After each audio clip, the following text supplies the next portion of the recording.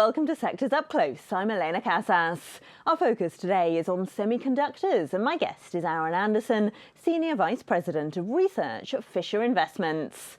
Semiconductor chips are the brains needed in everything from cars and smartphones to games controls and medical devices. And you'll have heard by now, the world is desperately short of them.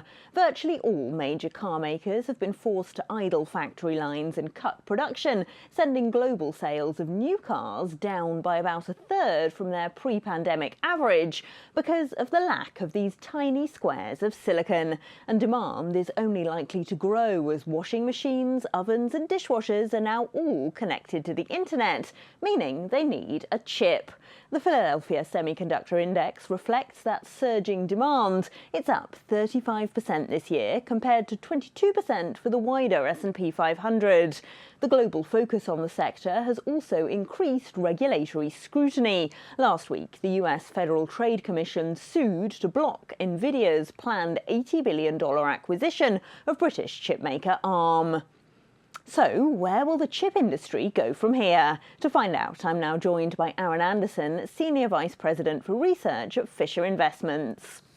Hi, Aaron. Now, lots of governments, including the US, of course, have responded to this shortage by promising to ramp up domestic production. So, is that likely to shake up the semiconductor sector anytime soon?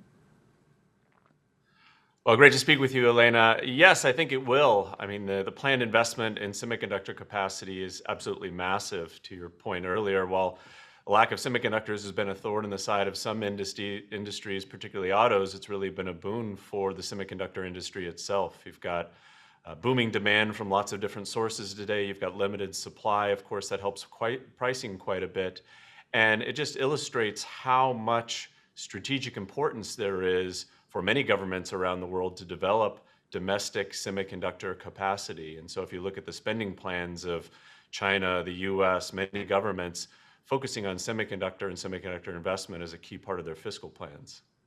But as governments realise just how important these chips are, regulatory scrutiny is increasing as well, isn't it? It looks like the FTC will block this Nvidia takeover of Arm. So what would that mean for the wider industry?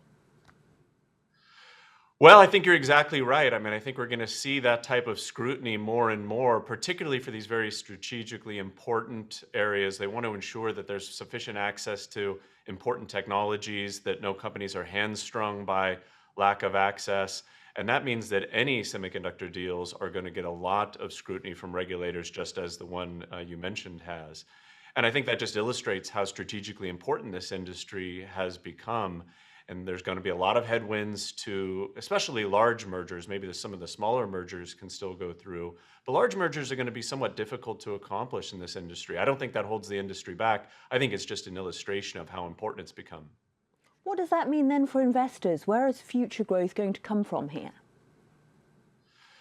Well, not all semiconductor companies are created equally. There are lots of different kinds of companies that play a role in semiconductor production. Some companies design semiconductors themselves, some produce them in fabs. Others are involved in things like memory, maybe lower end semiconductor production. And I do think there's likely to be a difference in the types of semiconductor companies that thrive. And what you've seen here recently is some of the real leaders have been the designers of chips, the companies that aren't necessarily making them themselves, but that are just designing the infrastructure, designing the chips, and then they outsource the fabrication. And I think what you've seen from an investment standpoint is it's a very exciting time for those companies, because previously they were viewed as boring old hardware makers. Now increasingly they're looking more like software companies, and their valuations are starting to reflect that. And so I think they're going through somewhat of a transformation in terms of how they're viewed by investors today. And you've seen booming growth in demand for their products. They make very high-end products with a very wide moat from a technological standpoint. And the amount of value that investors are assigning to those companies is gradually increasing over time. And I think that looks likely to continue going forward. So where in the sector can you still find value if investors are looking to buy? Which future tech developments do they need to be keeping an eye on? Well, I think this is an environment where demand is so strong from so many sources that really a rising tide floats a lot of boats here. You know, I think one of the key developments within the semiconductor industry that you alluded to earlier is just how many more end markets there are for semiconductors today. You've got many more semiconductors in automobiles than there used to be, so that demand is clearly going to increase. You've got wireless infrastructure, you've got consumer electronics and gaming, 5G, even the so-called metaverse, which is an exciting opportunity. We'll see how that plays out eventually, but certainly that's garnering a lot of interest for investors today. And so I think lots of segments of the semiconductor industry are in for booming demand going forward.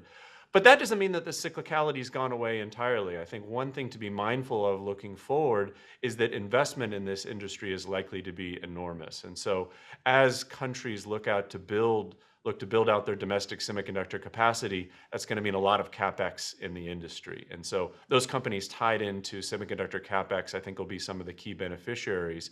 As we look multiple years out into the future, I think there is some risk that maybe that gets overdone, that so much capacity gets built out that suddenly we go from a supply shortage today to a oversupplied market at some point in the future, but I think that's still a ways off. So I think focusing on CapEx, companies tied into building out semiconductor infrastructure, that's going to be a key area of growth as we look forward. Thanks so much for that. That was Aaron Anderson, Senior Vice President at Fisher Investments. Well, before I go, here are some of the top headlines in the sector. The FTC argued in court on Monday that competition in the nascent self-driving car market and in data security centres would be hit if NVIDIA, the world's most valuable publicly traded chip firm, is allowed to acquire ARM. NVIDIA says Intel currently has a 97.4% market share in data centre servers, and its investment in ARM would increase competition, not reduce it. Well, Intel on Monday, for its part, said it plans to take its own self-driving car startup Mobileye public in the United States in mid-2022 in a deal that could value the Israeli unit at more than $50 billion. Intel would remain the majority owner and would retain Mobileye's executive team.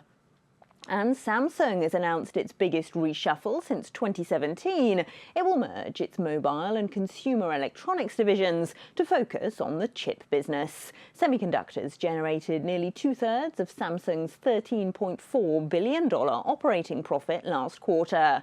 Kyun Ki-hun and Han Jong-hee have been named co-CEOs. And that's your roundup of the semiconductor sector. I'm Elena Casas, and this is Reuters.